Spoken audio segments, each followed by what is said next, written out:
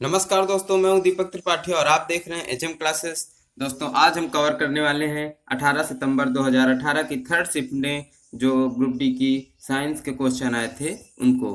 तो चलिए शुरू करते हैं और देखते हैं पहला क्वेश्चन।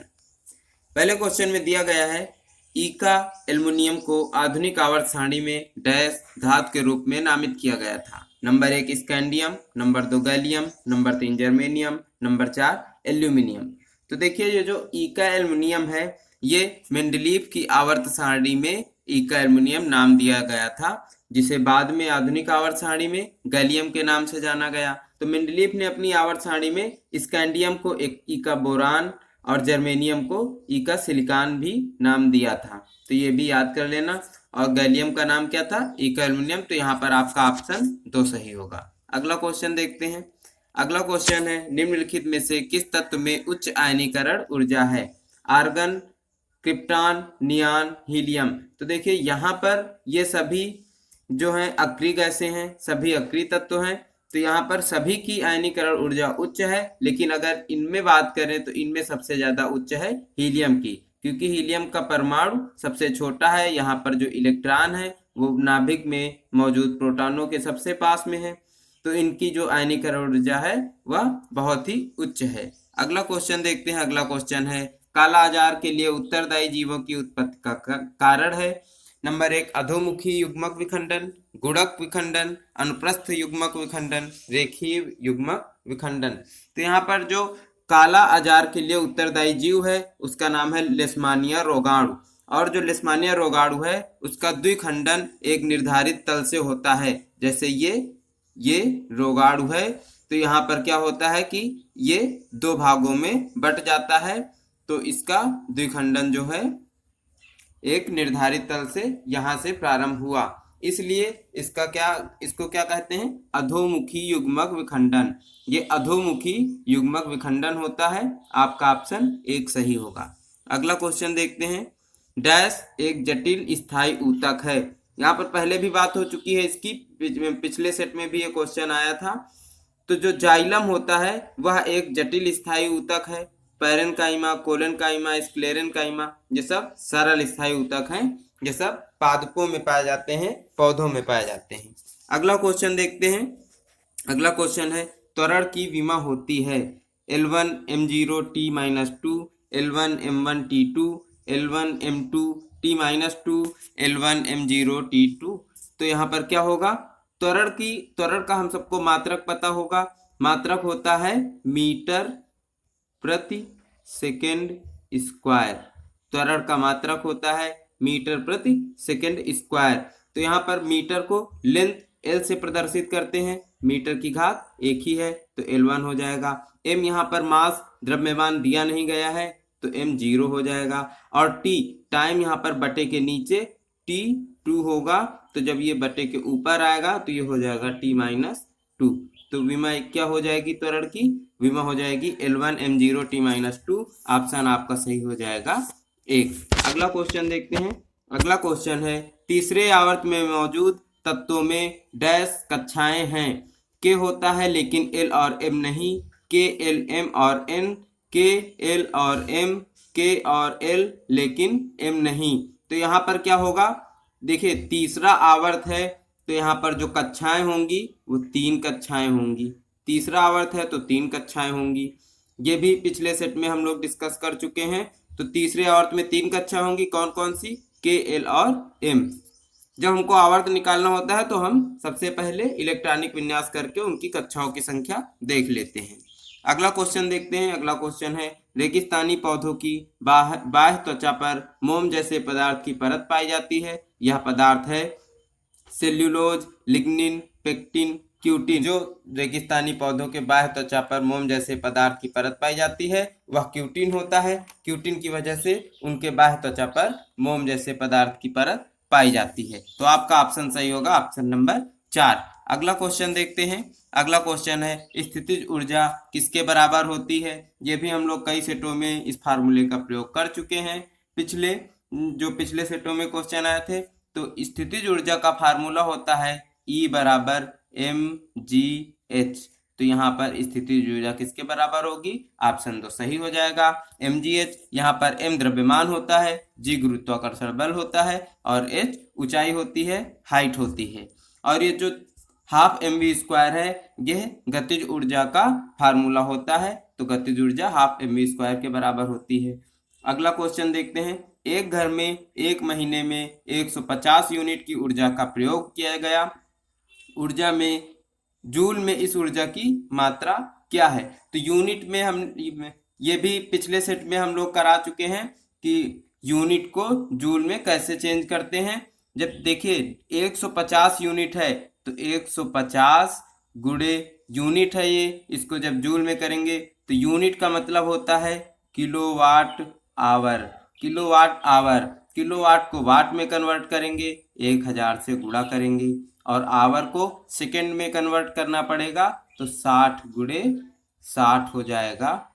और फिर इसको जब हल करेंगे तो यहाँ पर हो जाएगा 3600, यहाँ पर रहेगा 1000, यहाँ पर 150। फिर 15 से 15 छक्का 90, 9 15 तिया 45, 45 9 54 और 1 2 3 और ये 2 1 ये 3 2 5 1 6 0 आगे लग जाएगा। ये 6 0 यहाँ पर लग गया है। अब देखिए 1 2 3 4 5 6 7 8, यहाँ पर हम लोग 8 0 के बाद पॉइंट लगा देंगे तो 5.4 इंटू 10⁸ जूल। ये हम लोग यूनिट को जूल में कन्वर्ट कर लिए हैं और आपका ऑप्शन नंबर 2 सही हो जाएगा। अब अगला क्वेश्चन देखते हैं। अगला क्वेश्चन है, दो सतहों के बीच अनियमितताओं के परिणाम स्वरूप होता है। कोई सतह है, ये दूसरी सतह है, इनके बीच में जब भी ये सतह कोई इधर से उधर होगी, इनके बीच में अनियमितताएं होंगी तो उसके फलस्वरूप क्या होगा? तो यहाँ पर क्या होगा? घर्षण होगा। ये दूसरी सतह एक दूसरे से घिसेंगी तो इनके बीच में घर्षण उत्पन्न होगा। अगला क्वेश्चन देखते हैं। अगला क्वेश्चन है, जिस परमाणु की बाह्य कक्षा पूर्ण होती है उसकी संयोजकता होती है 1 7 8 0। तो देखिए जिस परमाणु की बाह्य कक्षा पूर्ण होती है उसकी संयोजकता होगी 0। अगला क्वेश्चन देखते हैं। अगला क्वेश्चन है, निम्नलिखित में से कौन सा तत्व अधिक इलेक्ट्रोनेगेटिव होता है? यहाँ पर Al की संयोजकता होती है 3 और सल्फर की संयोजकता होती है 2। सल्फर की संयोजकता होती है 2, फास्फोरस की संयोजकता होती है 3 और क्लोरीन की संयोजकता होती है 1। इसके अंतिम कोश में 7 इलेक्ट्रॉन होते हैं, इसे 1 इलेक्ट्रॉन की जरूरत होती है, इसीलिए ये जल्दी से अपना इलेक्ट्रॉन ग्रहण कर लेगा। तो सबसे ज्यादा इलेक्ट्रोनेगेटिव कौन सा होगा? क्लोरीन। सबसे ज्यादा इलेक्ट्रोनेगेटिव कौन सा होगा? क्लोरीन। ऑप्शन आपका 2 सही हो जाएगा। अगला क्वेश्चन देखते हैं। सोडियम से क्लोरीन की ओर जाने पर परमाणु आकार डैश बढ़ता है, घटता है, पहले बढ़ता है फिर घटता है, समान रहता है। तो देखिए सोडियम का परमाणु क्रमांक होता है Na11 और क्लोरीन का होता है 17। जहां पर प्रोटॉन क्या होता है? प्रोटॉन पॉजिटिव होता है, इलेक्ट्रॉन नेगेटिव होता है। ये आकर्षित करेगा, जहां पर ज्यादा प्रोटॉन होंगे वो अपना ज्यादा आकर्षित कर ले जाएगा और जहां पर कम प्रोटॉन होंगे वो कम आकर्षित कर पाएगा। सोडियम है, इसकी कक्षा ज्यादा बड़ी होगी और अंतिम कक्षा ज्यादा दूर से होगी, इसकी परमाणु त्रिज्या ज्यादा बड़ी होगी और क्लोरीन की परमाणु त्रिज्या सोडियम की अपेक्षा छोटी होगी। तो आगे जाने पर क्या होगा? ये घटेगा, परमाणु आकार घटेगा। ठीक है।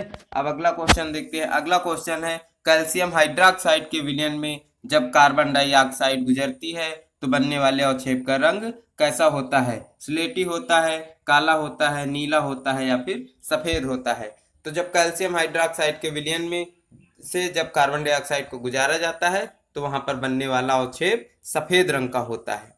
अब अगला क्वेश्चन देखते हैं।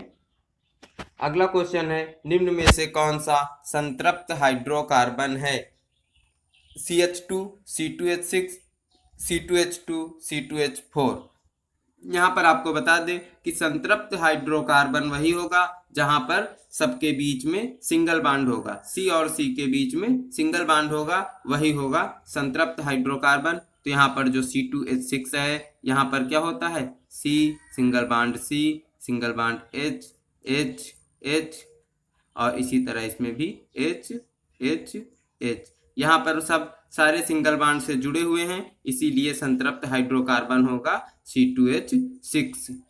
अब अगला क्वेश्चन देखते हैं। अगला क्वेश्चन है, दंत चिकित्सक अवतल दर्पण का उपयोग करते हैं क्योंकि इस पर निर्मित प्रतिबिंब डैश होता है, वास्तविक और बड़ा, आभासी लेकिन धुंधला, वास्तविक लेकिन उल्टा, आभासी और बड़ा। तो देखिए, जब अवतल दर्पण में फोकस दूरी और P यानी ध्रुव के बीच में कोई वस्तु होती है तो इसका जो प्रतिबिंब बनता है वो आभासी और बड़ा बनता है, वो आभासी और बड़ा बनता है। तो यहाँ पर आपका ऑप्शन 4 सही हो जाएगा।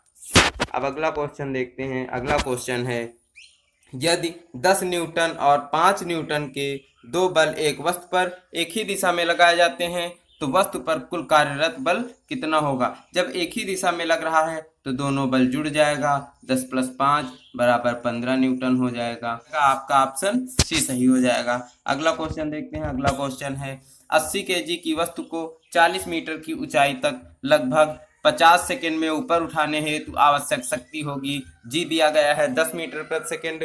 तो देखिए, एम दिया गया है 80 केजी और एच दिया गया है 40 मीटर, हाइट दी गई है 40 मीटर की ऊंचाई और लगभग 50 सेकंड यानी टाइम दिया गया है 50 सेकंड।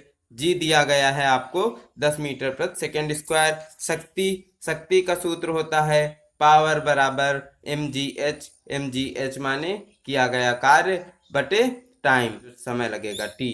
तो mgh यहाँ पर क्या हो जाएगा, m हो जाएगा 80, g हो जाएगा 10 और h हो जाएगा 40 और यहाँ पर टाइम हो जाएगा 50। इसको काट दिया जाएगा यहाँ से, 5 × 8 = 40, 8 × 8 = 64, 640। ऑप्शन हो जाएगा आपका 2 नंबर 640 जूल प्रति सेकंड।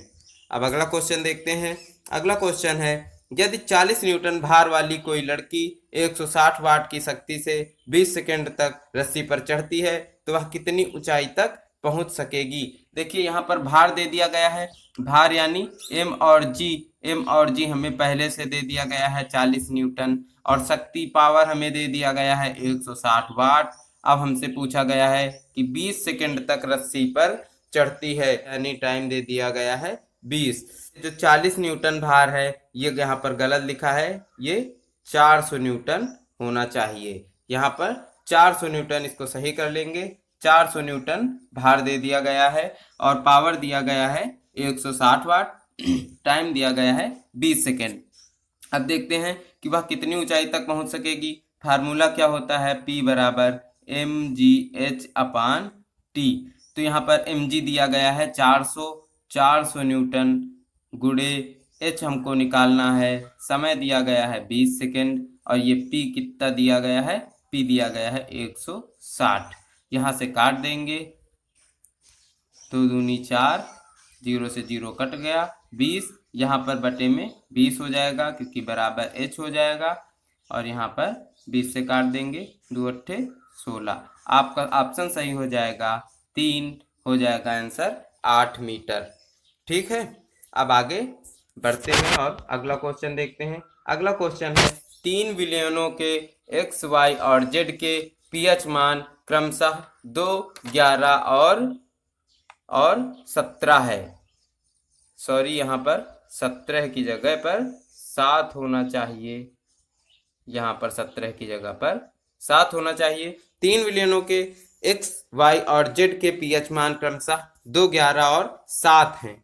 उन्हें हाइड्रोजन आयन सांद्रता के अवरोही क्रम में व्यवस्थित कीजिए। देखिए, 17 तो pH मान हो ही नहीं सकता है, pH मान 0 से लेकर 14 तक होता है, इसीलिए यहाँ पर ये 17 नहीं 7 है। x, y और z के pH मान क्रमशः 2, 11 और 7 हैं। उन्हें हाइड्रोजन आयन सांद्रता के अवरोही क्रम में व्यवस्थित कीजिए। तो हाइड्रोजन आयन की सांद्रता, वहां पर हाइड्रोजन आयन की सांद्रता सबसे अधिक वहां होगी जिसका pH मान सबसे कम होगा। pH मान सबसे कम होगा तो वो उतना ही प्रबल अम्लीय होगा और जो जितना प्रबल अम्लीय होगा वहां पर हाइड्रोजन आयन की सांद्रता उतनी ज्यादा होगी। तो X जो है उसका pH मान है 2, ये सबसे ज्यादा हाइड्रोजन आयन की सांद्रता होगी इसमें, तो X हो जाएगा सबसे पहले नंबर पर। उसके बाद उसके बाद हो जाएगा जेड, क्योंकि जेड की हाइड्रोजन ये पीएच मान है 7, इसकी हाइड्रोजन आयन सांद्रता वाई से ज़्यादा होगी, तो हो जाएगा एक्स के बाद जेड, फिर हो जाएगा वाई। तो यहाँ पर आपका ऑप्शन सही होगा एक्स जेड वाई, यानी ऑप्शन नंबर 2। अब अगला क्वेश्चन देखते हैं, क्वेश्चन नंबर 22। प्रोटीन की जानकारी प्रदान करने वाले डीएनए के भाग को डैश कहा जाता है? क्रोमोसोम, केंद्रक, नाभिक, जीन। देखिए जीन जो होता है वो डीएनए का एक भाग है जिसमें प्रोटीन की जानकारी मौजूद होती है, इसीलिए आपका ऑप्शन सही होगा 4। अगला क्वेश्चन देखते हैं, क्वेश्चन है कार्बन परमाणु के बारे में 12C6 से क्या तात्पर्य है? 12C6 से क्या तात्पर्य है? देखिए ये जो ऊपर लिखा होता है ये होता है परमाणु भार, ये होता है परमाणु भार या परमाणु द्रव्यमान, या परमाणु द्रव्यमान, और ये जो नीचे लिखा होता है ये होता है परमाणु क्रमांक। ठीक है, परमाणु क्रमांक प्रदर्शित करता है कि यहाँ पर कितने प्रोटॉन हैं। परमाणु क्रमांक सीधे सीधे प्रोटॉनों की संख्या होती है, तो यहाँ पर प्रोटॉन कितने हो जाएंगे? प्रोटॉन हो जाएंगे 6। और जो परमाणु भार होता है वह प्रोटॉन प्लस न्यूट्रॉन होता है। प्रोटॉन प्लस न्यूट्रॉन बराबर परमाणु द्रव्यमान होता है। तो जब 12 हो जाएगा परमाणु द्रव्यमान और प्रोटॉन है 6, तो बचा कितना? 6। न्यूट्रॉन कितना होगा? 6। तो यहाँ पर आपका ऑप्शन कौन सा सही होगा? Option number 4। इनमें 6 प्रोटॉन और 6 न्यूट्रॉन हैं। बस आज के लिए इतना ही। आज के ये क्वेश्चन थे साइंस के जो 18 सितंबर 2018 की थर्ड शिफ्ट में पूछे गए थे। तो आशा है आपको समझ में आए होंगे। अगर समझ में आए हैं तो इसे लाइक कीजिए और अपने दोस्तों के साथ शेयर कीजिए। साथ ही ऐसे ही डेली ग्रुप डी के प्रीवियस ईयर सेट से साइंस के क्वेश्चन पाने के लिए हमारे चैनल को सब्सक्राइब कीजिए।